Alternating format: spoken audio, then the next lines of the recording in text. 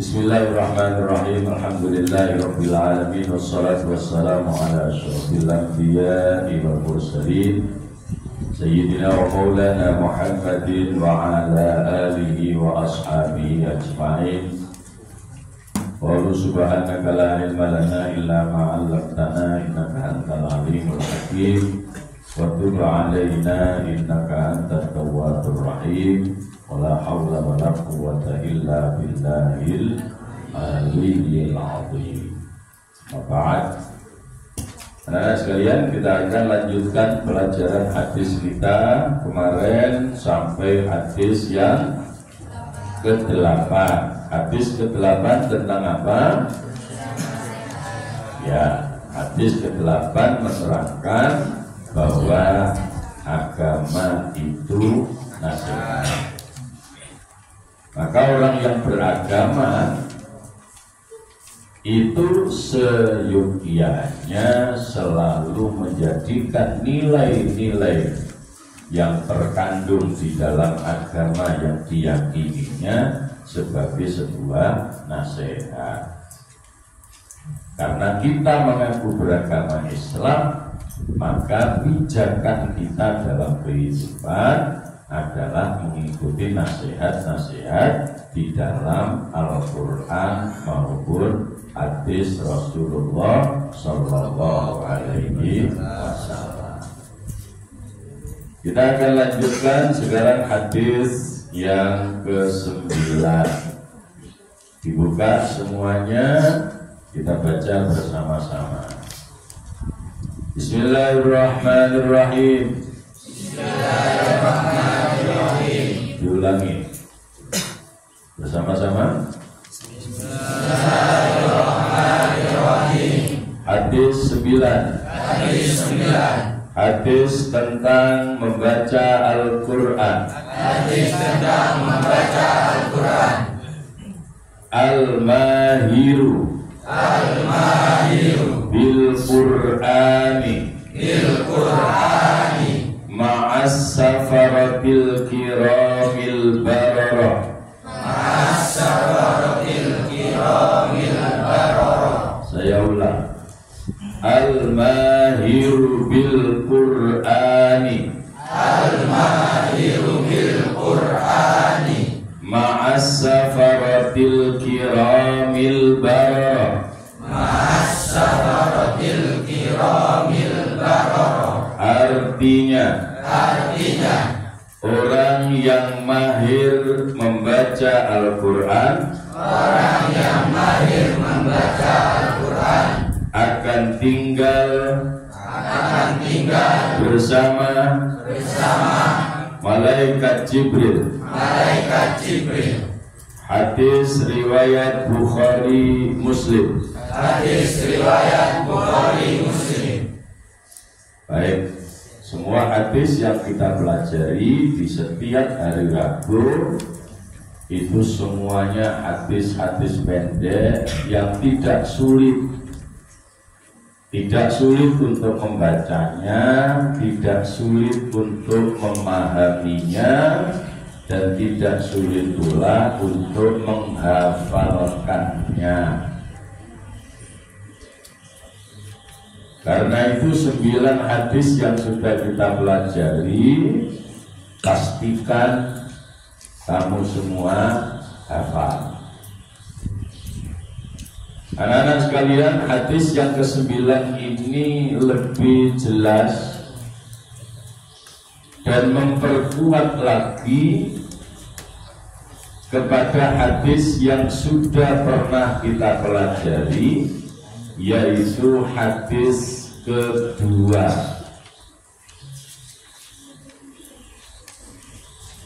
Hadis kedua tentang keutamaan mempelajari Al-Quran. Secara logis, orang yang belajar itu semakin lama semakin bisa. Ketika dia sudah bisa dan terus belajar, maka semakin lama akan semakin pandai. Ya, ketika dia terus-menerus belajar, maka dia bisa menjadi mahir. Mahir itu bukan sekedar pandai, tapi betul-betul menguasai. Kita kemudian bisa bayangkan, baru belajar saja sudah istimewa. Baru belajar Al-Quran saja sudah istimewa. Sayangnya banyak di antara kalian yang justru tidak berminat dengan Al-Quran. Ya, ini yang menjadi masalah. Katanya Islam, tapi dengan Al-Quran tidak suka. Buktinya, kalau disuruh belajar Al-Quran malas. Ya, ini harus dirubah. Dan bukan saya yang merubah, bukan guru-guru yang merubah. Yang merubah harus dimulai dengan kesadaran dirinya sendiri. Itu yang penting. Kalau kamu tidak sadar, walaupun ditekan kayak apa saja, ya berubah sesaat, setelah itu balik lagi, karena tidak sadar. Seperti beberapa kasus ketika kalian ditekan supaya datang pagi. Kalau tidak berangkat dari kesadaran, dia datang paginya karena terpaksa. Akhirnya begitu datang pagi, temu-temu, tidak segera ambil air wudhu. Karena kamu tidak punya minat dengan Al-Quran. Padahal agendanya kan jelas. Begitu kita mulai, yang kita baca adalah Al-Quran. Walaupun monoton tiap pagi yang kita baca surat Waqiah, tapi ingat surat Waqiah itu juga bagian dari Al-Quran. Karena kamu tidak punya kesadaran tentang itu, ya setelah isu ya pancet tengok. Baru setelah diubrak baru ambil air wudhu. Kadang-kadang tidak perlu diubrak, dibeli itu, terus langsung ambil air wudhu. Itu ada lumayan sih dibeli itu dan budal. Kadang sampai pengenet no gak budal. Budal. Jadi perubahan itu tidak bisa dilakukan oleh orang lain, tidak bisa. Harus mulai dari kesadaran diri kita sendiri. Apalagi berkaitan dengan Al-Quran. Di hadis kedua kalian sudah hafal semua. Hadis kedua bunyinya apa? Khairukum man ta'allama al-Qur'an. Ya, khairukum man ta'allama al-Qur'an wa 'allamahu. Sebaik-baik orang itu orang yang mau belajar Al-Quran lalu kemudian mengajarkan Al-Quran. Baru belajar saja sudah baik. Bukan sekedar baik, tapi khairukum, sebaik-baik di antara kamu adalah orang yang mau belajar Al-Quran. Diberi kesempatan belajar di sekolah setelah Jumatan. Saya beri kesempatan ikut di rumah malamnya habis maghrib. Tapi yang datang cuma 1-2. Ya, lah iya 1-2. Kamu tidak usah nuding orang, ngomong di males ngomong. Ya kamar harus diapresiasi, punya sama.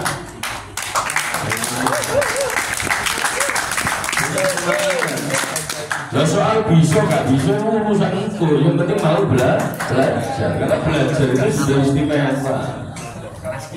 Ya. Irsa, Akil, ya, nek dikandani, kok ngaji lho, baru teko, nek dikandani, teko. Kenapa? Karena tidak punya kesadaran yang cukup. Ya, yang lebih parah lagi ada, lebih parah lagi. Ya, apa yang lebih parah? Tidak punya kesadaran belajar, ditambahi wis rumangsa iso padahal kaentos. Lebih parah lagi. Sekarang banyak yang begitu. Dia sudah merasa bisa baca Al-Quran padahal yang maksud salah kabeh. Susah untuk memperbaiki yang semacam itu. Karena sudah merasa bisa, padahal kalau ditelaah betul, diteliti betul, tidak usah terlalu cermat. Itu baru yang standar-standar saja banyak yang salah. Apalagi kalau diteliti secara cermat sampai pada makhraj, sifat, tajwid, ya, yo makin amburadul. Makanya anak-anak sekalian, setiap kesempatan yang diberikan oleh sekolah manfaatkan dengan baik. Kalau di Nurul Ihsan malah gak cuma sekedar kesempatan yang diberikan sekolah, saya berikan secara pribadi. Kau usah pikir, ya. Dulu itu pernah ada anak yang tanya, Pak, kalau ngaji di rumah sampean bayar berapa? Saya jujur bilang, saya tidak butuh bayaran kamu. Kenapa? Karena yang diharapkan itu adalah nilai yang diberikan oleh Allah kepada kita. Ya. Coba kamu bayangkan, kemudian kamu renungkan, orang belajar Al-Quran saja begitu mulianya. Bagaimana kemudian ketika kita terus-menerus belajar, akhirnya menjadi bisa, akhirnya menjadi pintar, akhirnya menjadi mahir. Pantas kalau diapresiasi luar biasa oleh Rasulullah, sehingga dijanjikan seperti itu, al-mahir bil Quran, orang yang mahir dengan Al-Quran. Mahir dengan Al-Quran itu juga pemaknaannya bermacam-macam. Karena yang dihadapi itu adalah level kamu, yang levelnya masih level belajar, maka dimaknai yang sederhana saja. Mahir dengan Al-Quran artinya apa? Pandai, pintar membaca Al-Quran, mampu membaca Al-Quran dengan benar. Tapi kalau ditingkatkan lagi, tidak sekedar pandai membaca Al-Quran, tapi juga mahir dalam Al-Quran. Itu artinya betul-betul dia membacanya benar, memahaminya mampu. Ya, tambah jauh kalau seperti itu. Ya sudahlah, kalau kelas kamu, level kamu paling tidak mulai dengan mahir membaca. Sudah bagus-bagus. Karena orang yang mahir dengan Al-Quran itu, kata Rasulullah SAW, ma'as safaratil kiramil bararah. Siapa itu? As-safaratil kiramil bararah, itu yang dimaksud adalah malaikat Jibril. Malaikat Jibril itu punya julukan yang bermacam-macam. Termasuk kalau kalian membaca surat Al-Qadar. Di surat Al-Qadar ada kalimat yang maknanya adalah malaikat Jibril, walaupun kalimatnya tidak menyebut Jibril. Tanazzalul malaikatu warruhu fiha. Jadi malam Lailatul Qadar itu malaikat-malaikat semuanya akan turun ke bumi. Warruh, dengan juga Ar-Ruh. Siapa Ar-Ruh? Ar-Ruh itu adalah malaikat Jibril, jenderalnya malaikat. Ya, jenderalnya malaikat itu adalah malaikat Jibril. Sehingga ketika malam Lailatul Qadar, malaikat-malaikat turun dipimpin oleh malaikat Jibril. Makanya ketika Ramadan malam hari kamu manfaatkan hanya untuk bersenang-senang, dolen ngalor ngidul, sepedaan gak jelas.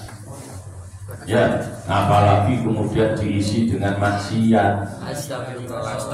Kalau ngono kayak tok biasa wae. Ya, kamu ya astagfirullah ning gelem-gelem maksiate baru jempolan. Iki pancet wae kayak ya, terus kausanan biasa aja. Ya. Jadi ketika malam-malam Ramadan, yang salah satunya adalah malam Lailatul Qadar, itu kalau kita berbuat baik, maka nilainya dilipat gandakan lebih dari 1000 bulan. Sehingga sebagian ulama juga menyebut tidak hanya berbuat baik, ketika berbuat maksiat pas Lailatul Qadar, maka nilai dosanya dilipat gandakan lebih dari 1000 bulan. Makanya kalau Ramadan diisi dengan hal-hal yang positif, ya, diisi dengan hal-hal yang positif. Nah, orang-orang yang mahir itu nanti, kata Rasulullah SAW, mahir terhadap Al-Quran, artinya pinter bacanya bener.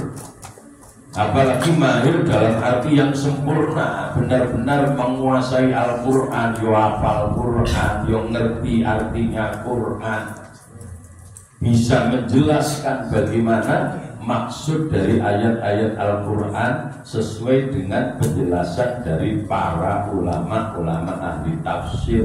Wah, tidak diragukan lagi, orang itu dijamin pasti menjadi orang yang mulia karena ditempatkan pada posisi yang tertinggi.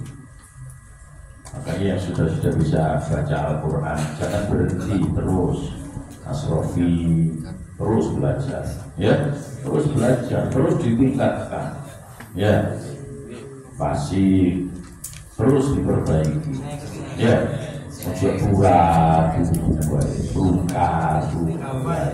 ya.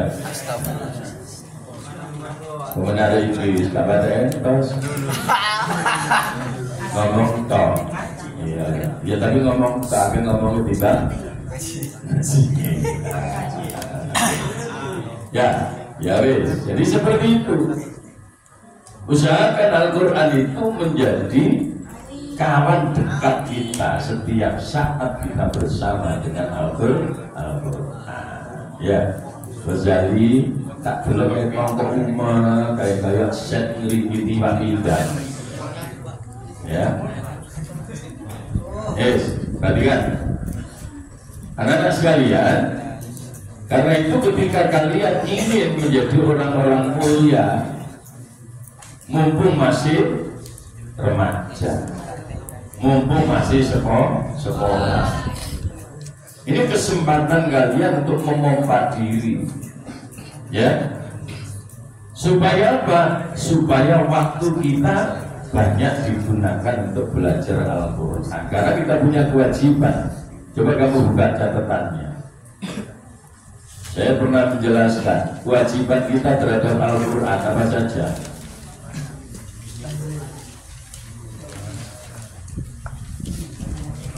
Nah, kelihatan kan? Yang gak nyatet kelihatan. Ya. Apa? Yang pertama mengimani Al-Quran. Yang kedua apa? Mempelajari Al-Quran. Itu kewajiban, tanggung jawab kita. Yang ketiga apa? Mengajarkan Al-Quran. Ya. Yang keempat apa? Jatuhane detail kabeh. Perhatikan. Jadi kita punya tanggung jawab, punya kewajiban terhadap kitab suci milik kita, yaitu Al-Quran. Tanggung jawabnya dimulai dari mana? Yang pertama dimulai dengan mengimaninya. Tidak boleh ragu sama sekali terhadap Al-Quran. Walaupun sekarang dengan teknologi canggih kadang-kadang orang menghubung-hubungkan dengan perkembangan zaman, akhirnya lalu dia meragukan kebenaran Al-Quran. Ada yang begitu. Walaupun tidak secara keseluruhan, ayat-ayat tertentu akan diragukan kebenarannya. Lalu bilang ini sudah gak cocok dengan zamannya. Ya. Satu contoh misalkan dalam urusan warisan. Dalam urusan waris kan jelas kalau laki-laki dapat 2 bagian, perempuan dapat 1 bagian. Ya sudah selesai sampai di sana. Tidak usah kemudian dihubung-hubungkan apa lain. Ya kalau sekedar wacana saja boleh, tapi jangan sampai berubah keyakinan. Iya boleh dia nih pusing yang berkali sing lanang. Cewek terkadang yang berkawin. Nah sekarang kan tidak, laki-laki perempuan juga bekerja, maka itu sudah tidak cocok lagi dengan zaman. Nah ini yang bahaya.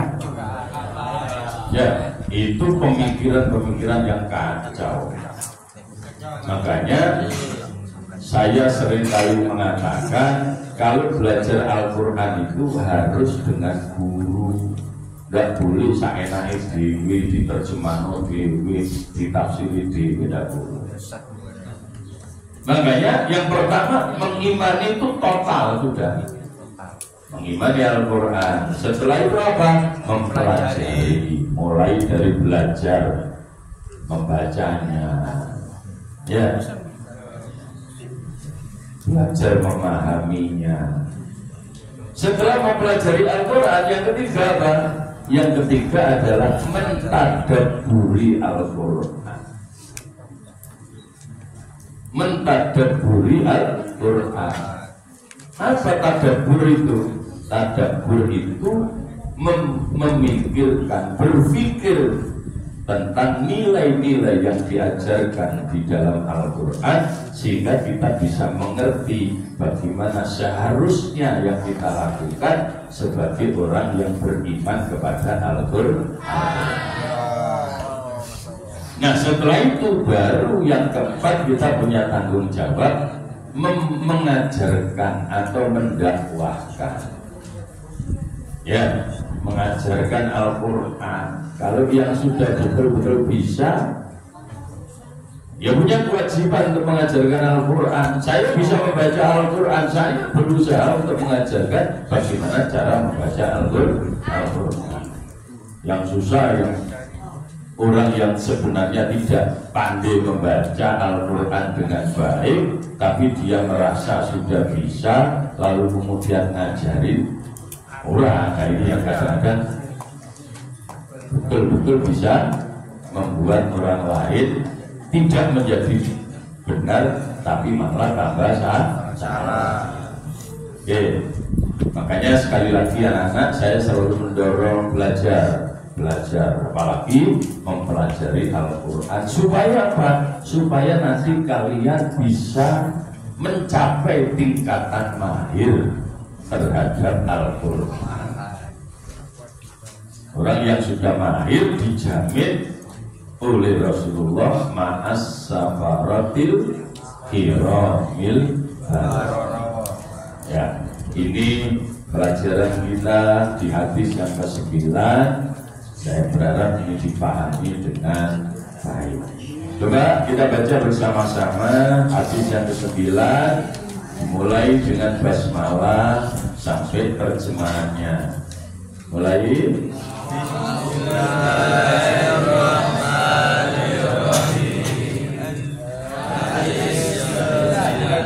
Hadis tentang membaca Al-Quran. Al-Mahirul Qur'ani